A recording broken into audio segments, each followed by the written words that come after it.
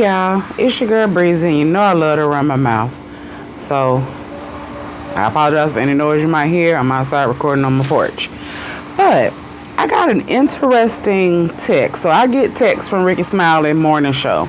And it always gives the news on, like, who died or interesting things that are happening in the entertainment world, movies, music, etc. So, it said 20 black movies that flopped but are now certified classics. And I thought this would be interesting to discuss and talk about because I'm sure a lot of my faves are probably in this list. But before we get into that, make sure that you subscribe to the channel. We are definitely on the way to 2,000 subscribers. So run it up, hit that subscribe button. Make sure you hit that notification bell so that you can be notified the next time that I come to run my mouth. Okay, so the article says, and I'm going to put a link to the article down in the description box, but some black movies didn't find success in theaters, but they found legacy. These 20 films went from flops to forever. So, critics slept, studios underpromoted them, audience missed them for the first time, but over time, these stories found life through VHS tape. Now, isn't that a throwback? Bootlegs, streaming services, and word of mouth. Today, they become cultural staples taught in film classes, referenced in music, and passed down like family traditions. So they give us some examples of what the folks did. So take Belly, for example. 1998 film, this starred Nas and DMX. It tanked in theaters, but it lives on as a hip-hop visual Bible. Or Love Jones. It didn't crack, and this is my favorite movie. It didn't crack 15 million, but became the blueprint for modern black romance on screen. Even The Wiz in 1978 lost big money, yet the all-black reimagining of Oz now holds a permanent place in pop culture. And Juice, though modest in its release, made Tupac Shakur an icon of cinematic intensity. So these films didn't just recover, they became classic. Okay, so let's get into it. Number 1, 1998, Belly. So despite bad reviews and low box office numbers, Hype Williams' debut became a hip-hop visual masterpiece that defined late 90s black culture. And that is so true. Like that walk-in scene from Belly, that blue, that the music, and just how they was walking into that club, how everybody's skin looked. We never forget, that scene with Tommy and Keisha, and yes. Like I said, my favorite is number 2, Love Jones. So this poetic romance didn't crack 15 mil, but earned deep respect for its realistic portrayal of black love and creative ambition. One of my faves, we got Nia Long, we got Lorenz Tate, we have Bill Bellamy, we got Isaiah Washington, Lisa Nicole Carson. Great cast. Beautiful people, a beautiful story. Like, Love Jones was it. Definitely a classic. The Wiz. So the critics panned it and it lost millions, but we know that The Wiz is a staple in a black household. Like, it gets no better. I told y'all, a lot of my faves are going to be, y'all going to hear me say this, another one of my favorites, School Days in 1998. It barely made a dent financially, but Spike Lee's HBCU satire became a touchstone for conversations around colorism and identity. It is a good think piece. I think that it's probably one of the ones they use in courses in terms of film and things like that. A wonderful movie. You got so many people in there as well. You got Lawrence Fishburne in there. You got Tisha Campbell. You got Jasmine Guy. You have, Spike Lee himself was in it. Sam Jackson had like a little cameo in. He had lines. Giancarlo Esposito is in there. It's about and if you have not watched any of these movies that I'm listing, as we go through this list, you better write them down and make sure that you make sure that you go and watch them, because I'm telling you, this list is about to, yes, it's going to be movies that you should definitely have seen that you need to put on your list, okay? But School Days is giving you HBCU, it's giving you fraternity and sorority, it's giving you the whole colorism thing, because they talk about the jigaboos versus the, what do they call the light-skinned women? I can't even remember. But there was that whole thing and that whole... Now, some people, as far as School Days, it gives musical in certain points of it. Like when they were in the salon between the lights and the dark skins. But the movie is amazing. The movie is amazing. Crooklyn. Underappreciated at release. Another Spike Lee joint that was nostalgic. A Brooklyn story. Over time... became emotional, had emotional weight and fan loyalty. Like Crooklyn is another good one. And I love Crooklyn. I wonder if we get any more of those type of stories, because it was like a coming of age story of a little black girl, and it's giving us during her summer and when you go away to visit family. And if you have not laughed at that dog popping out of that sofa bed, you missed it, and you need to go watch it, and you need to get you a good key just for that scene alone. Alfred Woodard. I'm not sure what the little girl's name was, but Spike Lee, of course, in his own movies. You got Delroy Lindo and some other, I think Giancarlo Esposito might have been in that one too, but just good. Okay, moving on. Number 6, Brown Sugar. My Divorce. If you don't know what that reference is, you need to go watch the movie. It didn't explode in theaters, but eventually became a rom-com staple, especially for hip-hop lovers and black millennial audiences. Y'all, if you have not seen Brown Sugar, what are you doing with your life? What are you doing? Please go find it somewhere on streaming and watch the movie. Taye Diggs, Sanaa Lathan, Queen Latifah, Mos Def, Nicole Ari Parker. What's my boy? He done been in a lot of stuff. What is his name? He plays the record exec in this movie, but he also was in Waiting to Exhale. I think his real name is Wendell. Anyway, good movie, must see. Definitely a classic. Dead Presidents. Initially overlooked, the Hughes brothers' gritty Vietnam-era crime drama is now praised for its bold story and social commentary. So it's a movie about war, but from black folks' perspective. Young black men went to Vietnam, how it messes with them, PTSD, when that really wasn't even a conversation, because what is this, 1995? People really weren't talking about PTSD from a military perspective either at that point. So I think just that story, you got Lorenz Tate. Shout out to Chris Tucker being in like his first dramatic role. He still had his funny moments. So, and that's the other thing, is like, you know, there's still funny moments even in the dramas. Really good movie. Really, really good movie. Now this one, number 8, this is a movie. Number 8 is a movie that I have watched so many times. And when I would say, have you ever seen Just Another Girl on the IRT? People would look at me like I was crazy.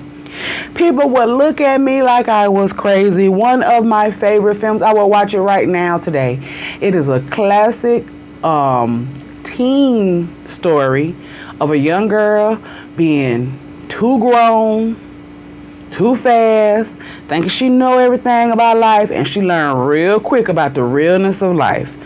Box office was tiny, but this indie became a cult classic for its raw, realistic portrayal of a black teen girlhood. And that, see what I told y'all before I even read about the thing? I hadn't even read that description of that movie, because when I tell you I watched that movie so many times, it is definitely a classic. If you have not seen, now let me prepare you. When you go watch Just Another Girl on the IRT, it is an indie film. See how they said an indie film? So the grading on the film is giving indie. It gave indie when it came out. You know what I mean? Like even back then, we would think movies we saw were so clear and all of that. It was rough back then. So just expect that. But when I tell you, get into the story of it all, amazing. One of my faves. Next, Boomerang, number 9. Y'all should all know Boomerang. If you don't know it, you should be watching it. Moderate financial return, but its fashion, cast, soundtrack turned into an undeniable cultural moment. Absolutely.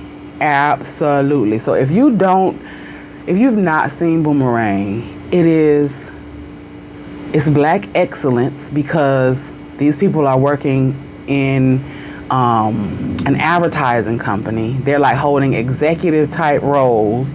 You have Eddie Murphy, you have Halle Berry, you have Robin Givens, you have the Eartha Kitt, you have the Grace Jones, you have David Allen Greer, you have Martin Lawrence, you got Chris Rock, and so many more. An amazing movie. They said the fashions, they were dressed. Even Halle Berry, her little cute, kind of like bubbly, she kind of reminded you of like Blossom. I don't know what you call those type of people, but like whimsy and real like comfy, but she had, cute. Listen, Boomerang, all that. All right, number 10, another one of my favorites. I told y'all gonna hear that again. The Best Man from 1999. While it did okay in the box office, the film's cultural staying power launched a franchise and elevated multiple careers. Not only did it start a franchise where we got The Best Man, then we got The Best Man Holiday, we got a Best Man limited series. And if you've not watched any of them, do yourself a favor and go back to the beginning. Start from the beginning of the story and move all the way through the series that is on Peacock. I have rewatched both Best Man movies over and over and over again.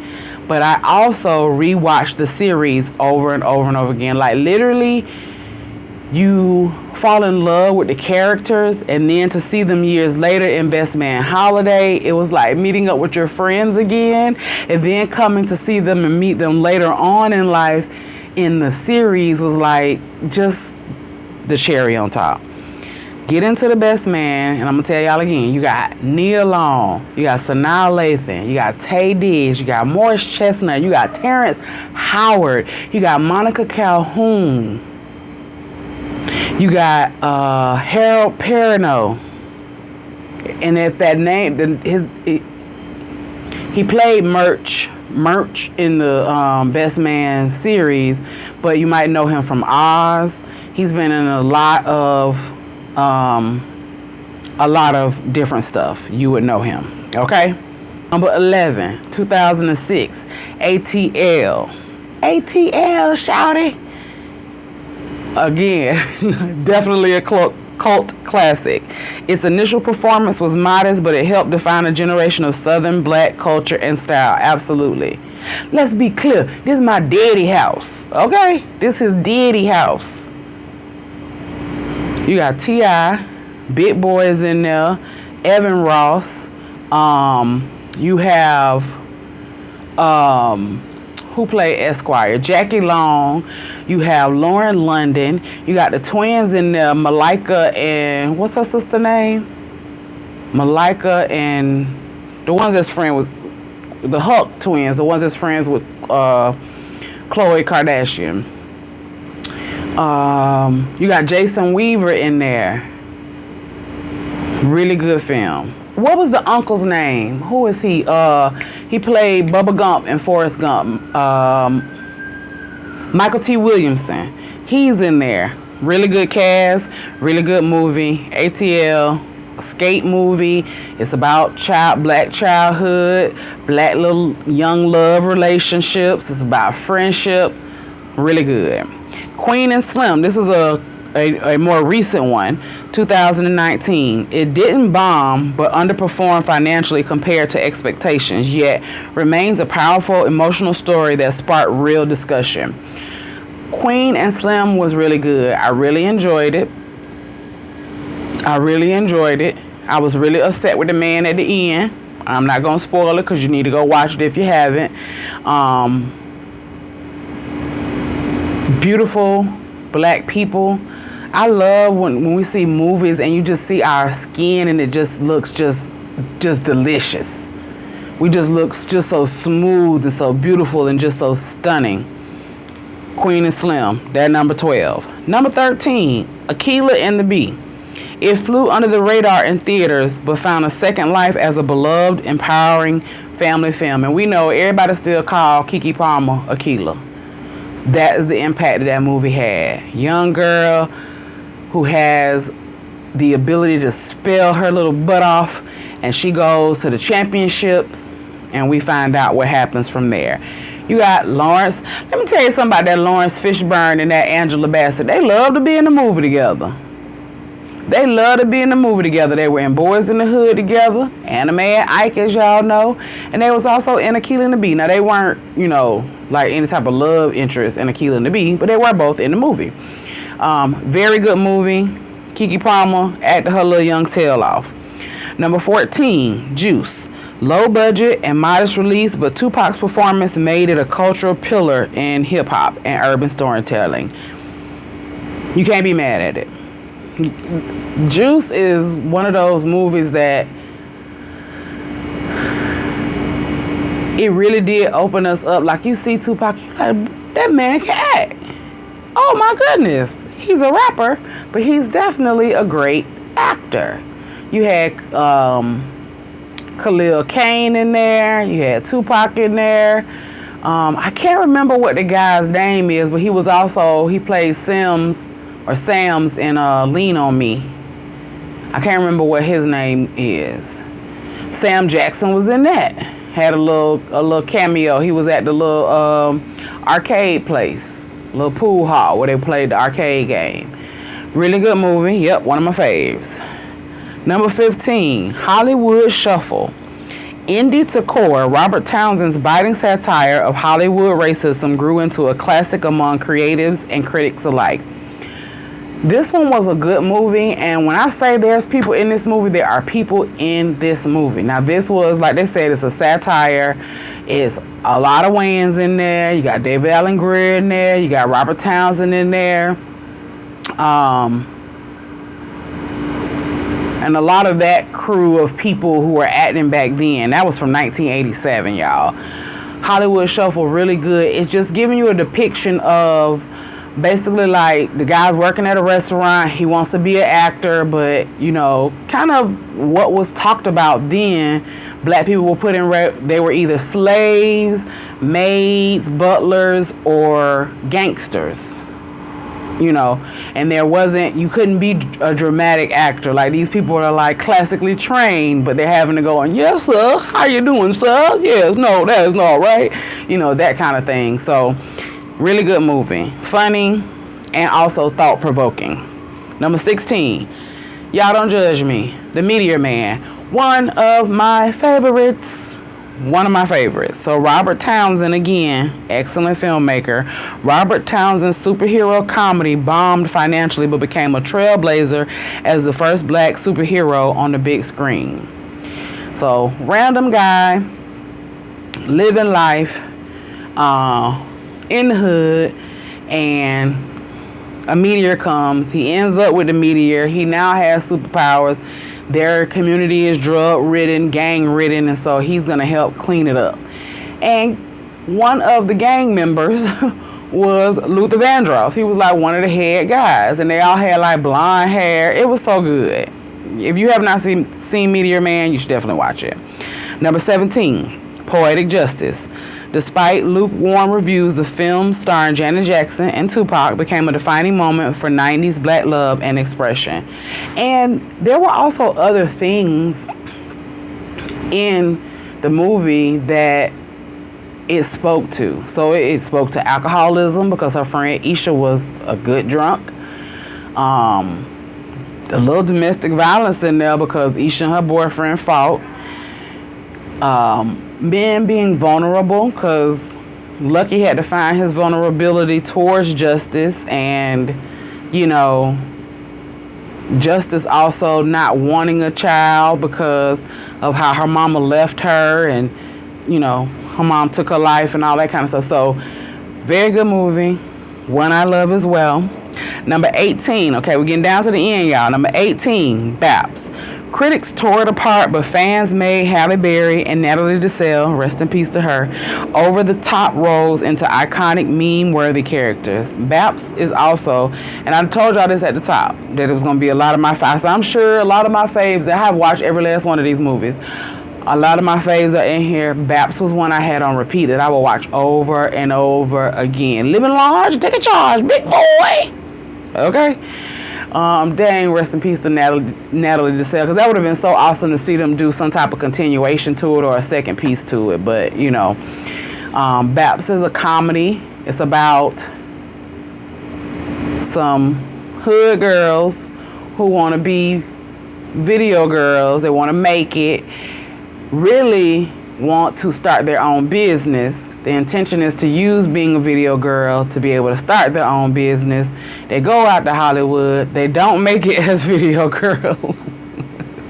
And then they end up getting duped by a rich guy to come play a role.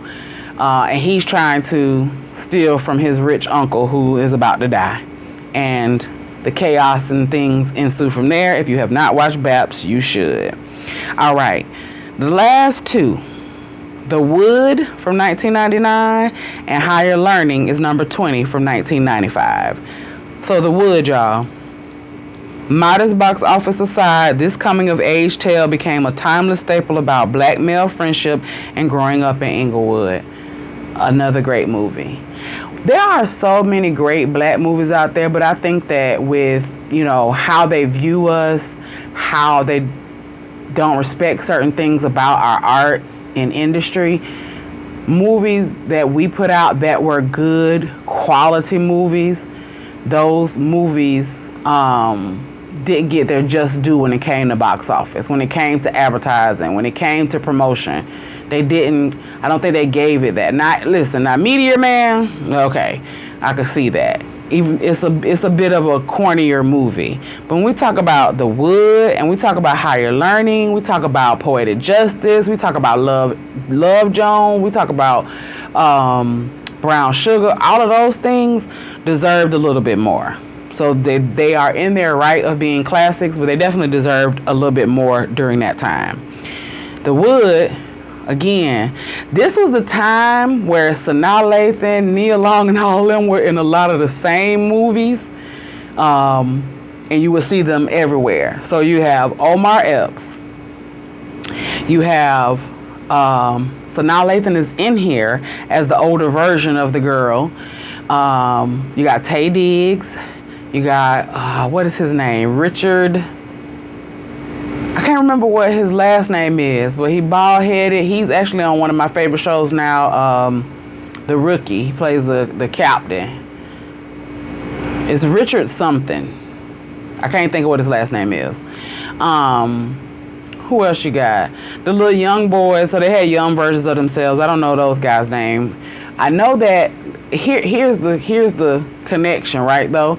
The one who played Mike, so the younger version of Omar Epps in the movie, is the same dude who played Kai in Power Book 2 with Tariq and Mary J. The one that, if you watch Power, that Mary J. ended up framing for taking out her husband Lorenzo. She made it seem like he did it along with her son's boyfriend versus her and her son's boyfriend doing it. I'm trying to think of who else was in there. Oh, Melinda Williams was in there.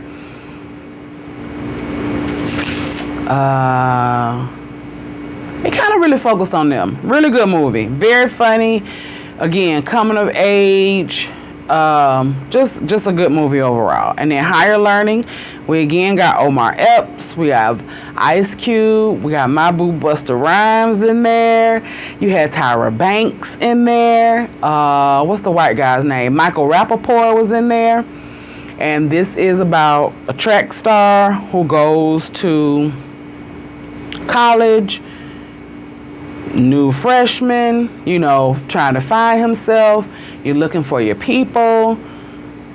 You get so many different versions of people, and it's kind of like the people are hanging together. So he's getting schooled by Ice Cube and his group of people, which are the black folks that hang together. And then you look at the different groups of people, such as the whites and the hippie groups. You know, the guy, Michael Rappaport, ended up getting caught up in some Nazi kind of white supremacist type of folks. And, you know, there is some tragedy in that film, but it is, as they mention here, it's heavy themes, weren't easy for mainstream audiences, but John Singleton's college drama aged into a socially aware classic. Like, it's a really good movie. Really, really good. I would suggest you watching it. This is a really good list. All of these are classics. Y'all tell me which of those movies were your faves. Tell me what you haven't watched. Anything sound interesting that you will watch. I loved them all. All right, y'all. I just came to run my mouth about this article that I saw. I'm going to link the articles, you know, if you want to read it or look at it further. I'm going to link it in the description.